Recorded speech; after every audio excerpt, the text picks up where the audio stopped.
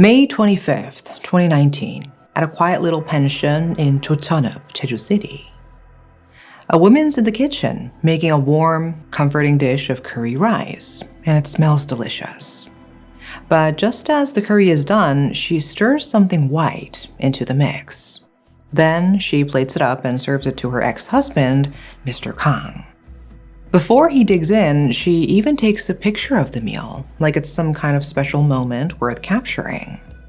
Mr. Kang, completely unaware of anything suspicious, happily eats the curry. But after the meal, he starts to feel unusually tired, really tired. Soon, he can't fight it anymore and falls into a deep sleep. What no one knew, what no one could have guessed, was that this would be his final sleep. No one, that is, except for one person, Yujeong, the woman who cooked the curry. This isn't just a story about a meal gone wrong. This is the story of one of South Korea's most notorious criminals, the infamous Yujeong.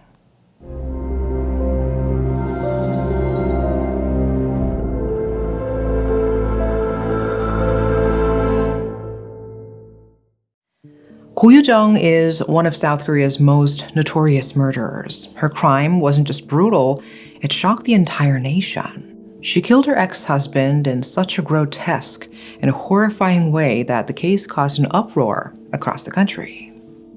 Yujeong was a Jeju Island native, born there in 1983. She went to school there from elementary all the way to university. Jeju was her home, and for a while it seemed like she had a normal life. But after her crime came to light, her name became a taboo on the island. Jeju is a close-knit community where most people are connected in one way or another. Her name was spoken like a curse, as if it belonged to a demon, proof of how deeply the islanders were angered and disgusted by her actions.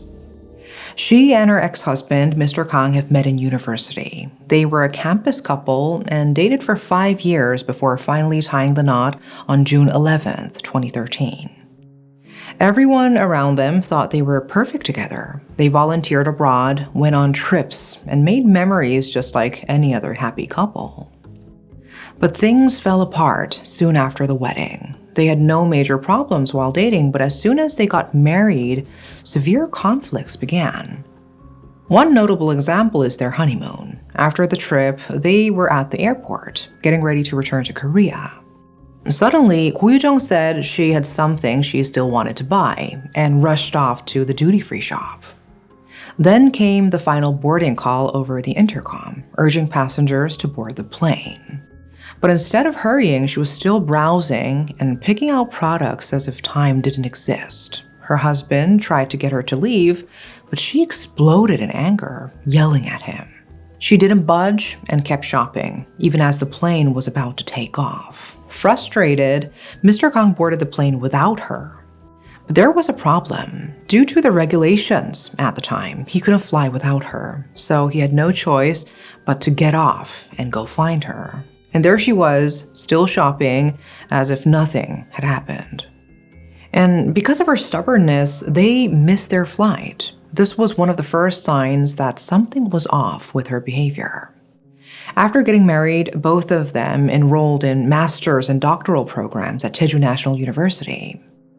But financially, they weren't doing well. The pressure of balancing their studies and their financial struggles made things worse between them. Then, out of the blue, they had a child. And with that, the costs of childbirth and raising a baby put even more pressure on their already tight finances. The stress started to get to Yujeong. She became frustrated, snapping more often. She threw things during arguments and even physically assaulted Mr. Kang. Things got worse. At one point, she even threatened him with a weapon. Mr. Kang couldn't take it anymore. In 2016, he filed for a divorce. By 2017, the divorce was finalized and the custody of their child was given to Yujeong. The main reason was Mr. Kang didn't have a stable income to support the child. Just because she had custody didn't mean Mr. Kang wasn't allowed to see his child. By law, as the biological father, he had visitation rights. The problem was, after the divorce, Yujeong cut off all contact. When Mr. Kang showed up at her house, she wouldn't even open the door. 2 years went by, and he never got to see his child. Desperate and not willing to give up, Mr. Kang took legal action. He filed a family lawsuit accusing Yujeong of violating his visitation rights. Throughout the legal battle, Yujeong didn't show up for 3 court hearings. She even got fined for her no-shows. Meanwhile, Mr. Kang learned that she had remarried, which made him even more worried. Knowing how violent and unstable she could be, he feared that his child might be at risk of abuse in the new household. Eventually, the court ruled 2 years after the divorce that Mr. Kang was allowed to see his child at least twice a month. But no one could have known that this ruling would awaken something dangerous in Yujeong. To her, the court's decision was unacceptable. For the next 2 weeks, she started searching for disturbing things online. Zolpidem, bone weight, lethal dose of nicotine. These weren't the kind of things an average person would search for. But for 2 weeks, Yujeong obsessively searched these terms, gathering everything she needed to plan what was coming next. Then Yujeong reached out to her ex-husband, Mr. Kang, suggesting they take a trip to a pension and spend some quality time together with their child. Mr. Kang, excited to see his 5-year-old son, agreed without a second thought. On May 25, 2019, he met with Yujeong, accompanied by their child. Together, they made their way to a pension in Chocheonub, Jeju, which Yujeong had booked herself. Mr. Kang entered the pension with his son and Yujeong, completely unaware that this would be the last time he'd ever be seen alive. That evening, Yujeong prepared dinner, curry. While cooking, she mixed zolpidem, a powerful sleeping drug, into the dish. She used curry because of its strong aroma and flavor, masking the bitter taste of the drug. Mr. Kang ate the curry, unaware of what was happening. Not long after, the drug took effect, and he fell into a deep sleep. And at that moment, Yujeong grabbed a weapon and stabbed him. But Mr. Kang didn't die right away. Even after the first stab, he managed to wake up and crawl toward the front door, desperate to escape. But before he could get far, she stabbed him twice more. Unable to defend himself, he eventually died from his injuries. The most shocking part is that their 5-year-old son was present during the entire horrific scene. But for Yujeong, the crime wasn't over yet. The next day, on May 26, she dropped off her son at her parents' house. Then she returned to the pension, which she had booked until May 27th, to carry out the next phase of her plan, disposing of the body. She retrieved the supplies she had prepared in advance. Investigators later found that she had bought these items on May 22nd at a local supermarket in Jeju, proving that the murder was premeditated. The supplies included dismemberment tools, bleach, rubber gloves, tape, and other materials. Reports suggest she bought dozens of items specifically to carry out the crime. Starting around 12:30 p.m. on May 26, she began dismembering Mr. Kang's body. She worked meticulously, stripping the flesh from the bones and leaving only the skeleton. The gruesome process took nearly 23 hours to complete.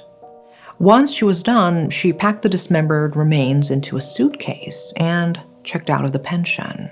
Surveillance cameras caught her stopping by a nearby waste disposal site, where she was seen tossing 4 large garbage bags.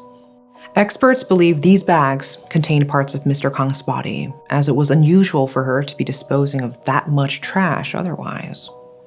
Afterwards, she casually stopped by a nearby supermarket to return unused items, tape, bleach, and cleaning supplies. She was shockingly calm, showing no signs of distress, as if she were just a regular housewife returning items she didn't need. Her behavior revealed how abnormal and detached she truly was. For someone who had just dismembered and disposed of her ex-husband, she displayed a chilling level of composure. Beneath her ordinary, calm appearance lay a mind that was far from stable. On May 28th at 8:30 p.m., Yujeong boarded a ferry headed to Wando Island. But even during the ferry ride, her crimes didn't stop. Around 9:30 p.m., she was caught on CCTV tossing bags into the sea. Bags that are believed to have contained dismembered body parts. There was nothing else she could have been throwing overboard, which is why investigators believe that's exactly what she discarded. At 11 p.m., she arrived in Wando and drove straight to her father's apartment in Gimpo, Gyeonggi Province. Shockingly, her horrific actions continued. By 4 a.m. on May 28th, she reached the apartment and went back to work, mutilating Mr. Kang's remains. Because she hadn't fully disposed of the body, she used tools she had ordered online ahead of time. Dressed in protective clothing and using materials to prevent any evidence from being left behind, she meticulously continued dismembering the body while ensuring no blood or traces remained. After working on this for quite a while, Yujeong quietly discarded more garbage bags in the apartment's waste disposal area around 3 a.m. on May 31st. As before, these bags likely contained more body parts. So this is how Yujeong brutally killed and disposed of her ex-husband, Mr. Kang. But here's the thing, experts say she is not a psychopath. A profiler explained she doesn't seem like someone who poses a general threat to others. However, she had an extreme obsession with her first husband, Mr. Kang. Female murderers with this kind of behavior often fall under what's known as borderline personality disorder. People with this disorder experience feelings of emptiness, extreme mood swings, and a lack of self-control. They engage in self-destructive behavior, easily idealizing someone and trusting them, only to suddenly devalue them and feel betrayed. Their emotions swing wildly, from joy to intense anger over small things. Their relationships tend to be unstable, with rapid shifts between closeness and distance. They often feel unloved and experience strong anxiety and fear of abandonment, leading to extreme behavior. In Yujeong's case, these issues, left untreated and building over time, are believed to have driven her to murder. Then, around 4 a.m., she made her way to her home in Cheongju. But by June 1st, her time was up. Police stormed her home and arrested her on the spot. There, they found the tools she had used for the crime, and in her car, they discovered a blanket stained with the victim's blood. Her swift arrest was made possible by a report from Mr. Kang's younger brother on May 27th. On that day, his brother became suspicious when Mr. Kang, who had told him he was meeting his ex-wife, suddenly went silent. Sensing something was off, he wasted no time and contacted the police. The police reached out to Yujeong, but she claimed that Mr. Kang had tried to sexually assault her, failed, and then fled the scene. But still suspicious, Mr. Kang's brother obtained CCTV footage from the pension where his brother had stayed and handed it over to the police.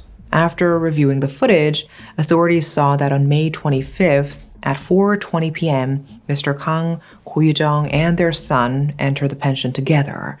But there was no sign of Mr. Kang ever leaving. What made the situation even more alarming was that although Mr. Kang was never seen leaving, his phone's last signal was detected far from the pension, near the Ido-Ildong area in Jeju City. This suggested that either someone had taken Mr. Kang's phone to that location or that he had somehow managed to move there without being caught on camera.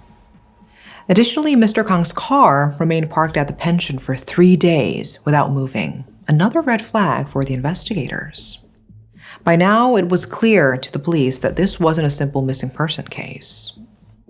The investigation quickly shifted to a serious criminal case, and the police began searching the pension. Using luminol testing, they found large amounts of blood believed to be Mr. Kang's. The bloodstains were discovered in multiple places: the bathroom floor, the living room, the kitchen, the bedroom ceiling, and other areas inside the pension. When questioned, Ko Yujeong claimed that she had stabbed her ex-husband in self-defense after he tried to sexually assault her. But the narrative took a major turn when zolpidem was detected in Mr. Kang's blood. The blood sample found in her vehicle confirmed that she had secretly drugged him. With this revelation, the focus shifted to finding Mr. Kang's body. Despite tracking all of Ko Yujeong's movements, the police couldn't locate it. This turned the case into what's known as a murder without a body. The fact that it proceeded to trial despite the absence of the body gained widespread attention because, historically, similar cases often led to acquittals due to a lack of evidence. But her ex-husband's murder wasn't the only crime she was accused of. She was also charged with the murder of her current husband's son. This tragedy happened 3 months before Mr. Kang's murder. At that time, Ko Yujeong was living in Cheongju, North Chungcheong Province, with her second husband, Hong Tae-lee.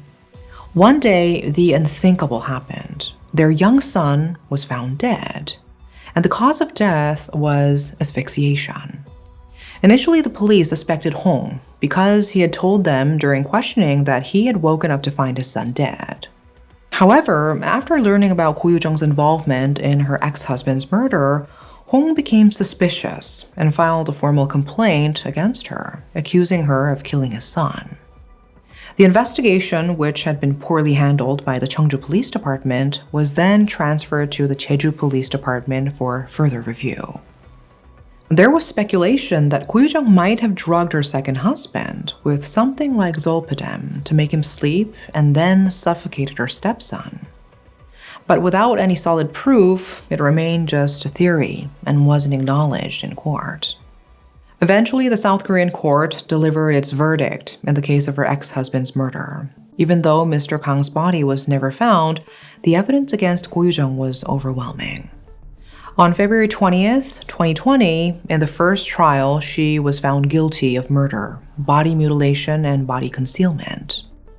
While she was convicted on all charges related to her ex-husband, she was acquitted of the stepson's murder and sentenced to life imprisonment. The case didn't stop there. It moved to the second trial, where the prosecution argued that life imprisonment was far too lenient and pushed for the death penalty again. The prosecutor even made an emotional, tearful plea, begging the court to sentence her to death, a moment that drew huge public attention. Despite the emotional appeal, the second trial upheld the original ruling. Ko Yujeong's life sentence remained, and she was once again acquitted of killing her stepson. Frustrated, the Jeju District Prosecutor's Office appealed to the Supreme Court. But the Supreme Court upheld the life sentence and confirmed her guilt in the murder, body mutilation, and body concealment of her ex-husband. Once again, she was cleared of any charges related to the stepson's death. So to this day, people still talk about the Ko Yujeong case. It's a story that hasn't faded from public discussion. One of the biggest lingering mysteries is how she managed to get rid of Mr. Kang's body so thoroughly that not a single trace has ever been found. There's also the disturbing discovery that after killing Mr. Kang, she took selfies at the crime scene. That detail alone is chilling and says a lot about her twisted mental state. And as for the death of her stepson, many people believe she was responsible. According to audio files presented in court, just a week before the incident, Ko Yujeong was heard saying, "Should I just kill my stepson?" Her second husband, Mr. Hong, shared some unsettling details about her behavior leading up to the crime. This is what he said. "Before it happened, Ko Yujeong charged at me with a weapon and said she was going to kill the child.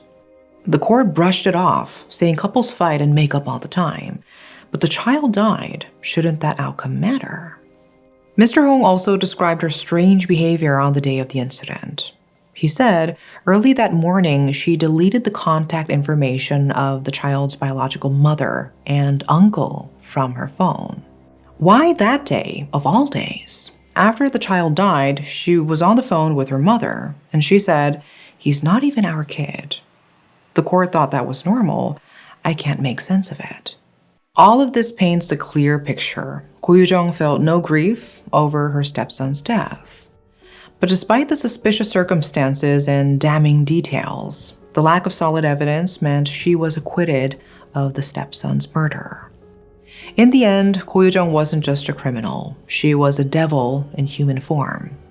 What was she doing on the night her stepson died? Given how she went on with her life as if nothing had happened after killing Mr. Kang, it's terrifying to think that even if she did kill her stepson, she probably felt no guilt at all. What do you think? Do you think the evidence points to her involvement in both murders? Or do you think the court made the right call? Let us know your thoughts in the comments below. And finally, we extend our deepest condolences to Mr. Kang, a father who only wanted to see his child, and to all those affected by this tragedy. May they rest in peace, and may justice continue to be sought for those who can no longer speak for themselves. That is all for today. Thanks for watching.